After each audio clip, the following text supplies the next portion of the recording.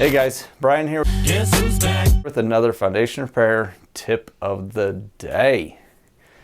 So another question that's been posed to the website is, will foundation repair kill off or damage all my landscaping? The answer is yes, if it's next to the area that we're going to be digging or excavating or doing the repairs at.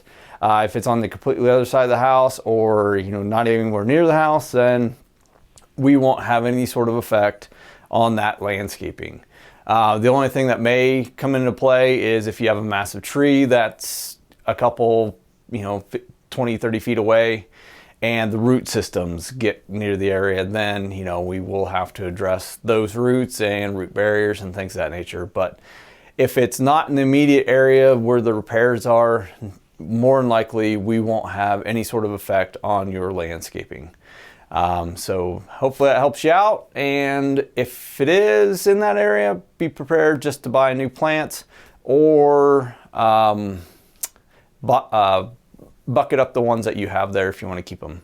And that is your foundation repair tip of the day.